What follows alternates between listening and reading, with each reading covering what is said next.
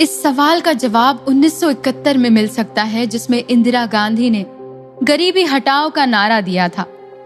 इंदिरा गांधी के गरीबी हटाओ के नारे ने विपक्ष को धूल चटा दी। इससे इंदिरा गांधी की लोकप्रियता और बढ़ गई। साल 1972 में तमिलनाडु को छोड़कर बाकी सभी जगह इंदिरा गांधी, सारे राज्यों में इंदिरा गांधी के कांग्रेस का कब्जा था। इसी के चलते इंदिरा गांधी ने 2 बैंक अपने कब्जे में ले ली और पुराने राजा महाराजाओं को मिलने वाली पेंशन को खत्म करने का फैसला किया। ये दोनों फैसलों को सुप्रीम कोर्ट ने टाल दिया था।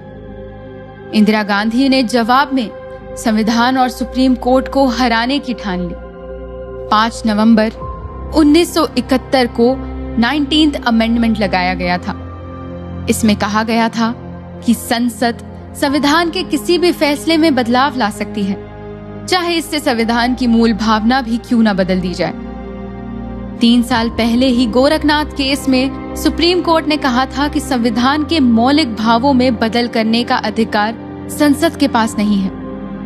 इंदिरा सरकार के इन फैसलों को सुप्रीम कोर्ट में चुनौती दी गई। इसे केशवानंद भारती केस कहा जाता है और इसी केस के साथ शुरू हुआ वो सफर जो इमरजेंसी की ओर जाता है।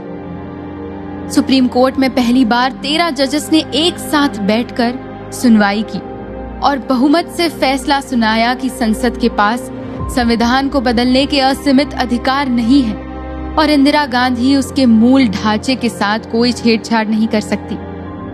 इससे इंदिरा गांधी की कोशिशें असफल रही। सीधी बात यह है कि अगर पूरी दुनिया की बात अगर सिर्फ प्रधानमंत्री के हाथ में होगी तो इसका मतलब यह है कि हमारी संपूर्ण न्याय संस्था सरकार के हाथों की कठपुतली होगी। अब इंदिरा गांधी क्या करती?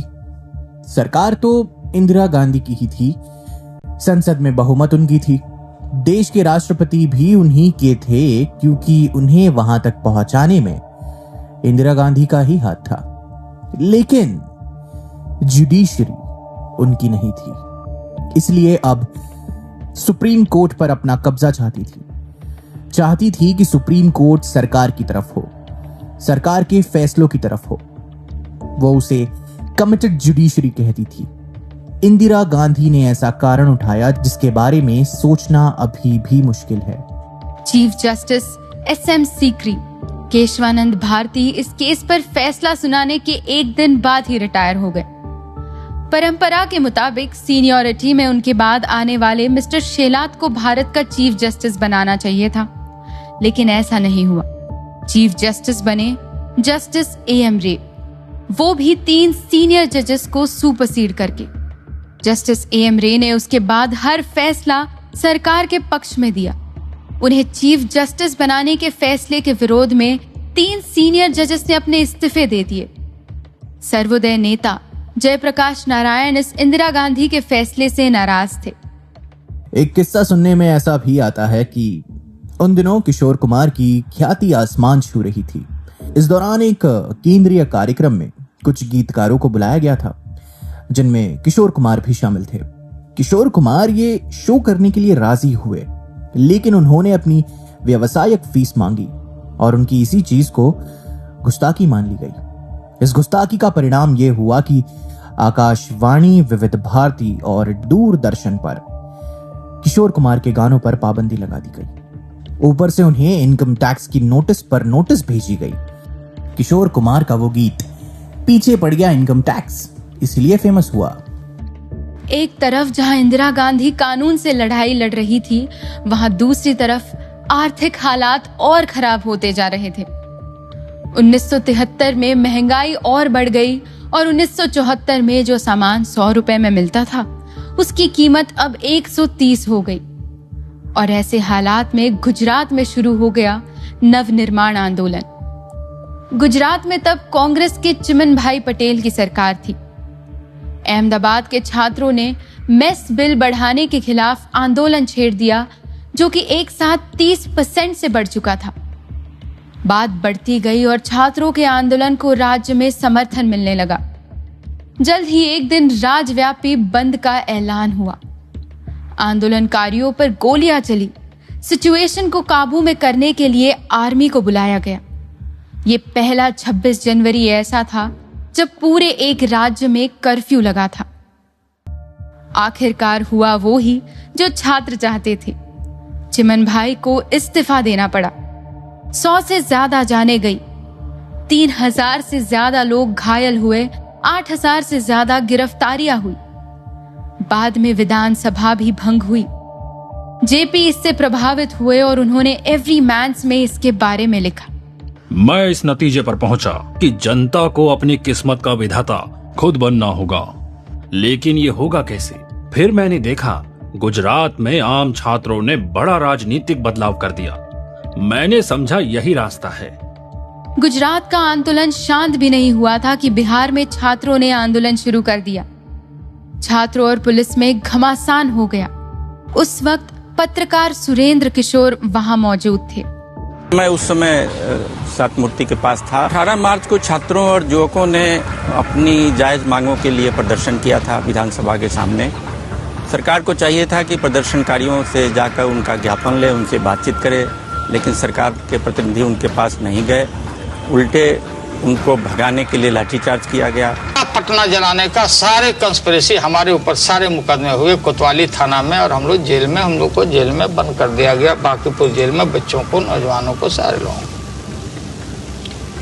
फिर हम लोगों ने देखा कि भाई हम जेल में बन गए, मार्गदर्शन कौन करेगा, देखेगा कौन चीज, बातों को सुनेगा कोई वजनदार आदमी हो, निष्पक्ष और निर्दलीय विचारधारा होना चाहिए। पार्टियां आएगी तो बातें बिखर जाएगी, इसलिए आरोप प्रत्यारोप की पार्टी वाले कर रहे हैं। तो जयप्रकाश जी से अप्रोच किया गया। उन्होंने कहा कि हिंसा, ईंटा मारना, ढेला मारना, ये आप लोग बंद करो। छात्रों ने बिहार की सरकार हटाने की मांग शुरू कर दी। इस रवैये ने जेपी नारायण को विचलित कर दिया। छात्रों पर गुंडा तत्वों का मिलकर हिंसा का आरोप लगा, इसके बारे में आप क्या कहना चाहेंगे? मैंने पहले भी कहा है कि लूट से क्रांति नहीं आती, बदलाव नहीं आते। छात्रों को लोगों के साथ रहकर बदलाव लाना पड़ेगा, ना कि उनके खिलाफ जाकर। बिहार छात्र संघर्ष समिति अब्दुल गफूर की सरकार को हटाने की मांग कर रहे हैं, क्या आप इसके पक्ष में हैं? जहां तक मैं जानता हूं, अब्दुल गफूर ऐसे व्यक्ति हैं जिन्हें कुर्सी की परवाह नहीं, इसीलिए उन्हें खुद की अंतरात्मा के अलावा किसी की सलाह की जरूरत नहीं है। 30 मार्च 1974 को साफ हो गया कि जेपी अब बिहार में कांग्रेस के विरोध के आंदोलन के पक्ष में है। मैं कांग्रेस के इन नियमों के विरोध में हूँ। मैंने इस दिन के लिए आजादी की लड़ाई नहीं लड़ी थी। अब मैं छात्रों और आम जनता के साथ मिलकर आंदोलन का नेतृत्व करूंगा। गांधी जी सत्ता की कुर्सी पर नहीं बैठे। गांधी जी न राष्ट्रपति हुए और न प्रधानमंत्री हुए। वो देश की खिदमत और सेवा में लगे रहे। कांग्रेस को लोक सेवकों की जमात बनाना चाहते थे। आज इन लोगों का अधिकार है। शर्म नहीं आती है गांधी का नाम लेते हुए इन लोगों को। जेपी के इस आंदोलन से इंदिरा गांधी के विरोधियों को एक नई आवाज मिली। अब जेपी नारायण ने कांग्रेस के खिलाफ आंदोलन शुरू कर दी थी। इस बात को इंदिरा गांधी ने पर्सनली लिया और उन्होंने वो ही जेपी नारायण को, जो उनको मेरी प्यारी इंदु कहकर बुलाते थे, उनके ऊपर एक सीधा तीर छोड़ा। एक ऐसा आदमी जो पैसे वालों से मदद लेता हो, वो भ्रष्टाचार के बारे में कैसे बात कर सकता है? इंदिरा गांधी के इस भाषण ने दो बड़े नेताओं के बीच, इंदिरा गांधी और जेपी नारायण, लड़ाई शुरू कर दी। लेकिन इंदिरा गांधी की एक और परेशानी भी थी। जयप्रकाश ने सत्ता में बदलाव के लिए पटना में 1974 में साइलेंट प्रोटेस्ट किया और 5 जून की तारीख पर पूरे पटना में ऐतिहासिक रैली को संबोधित किया और यहीं से उन्होंने संपूर्ण क्रांति का नारा दे दिया।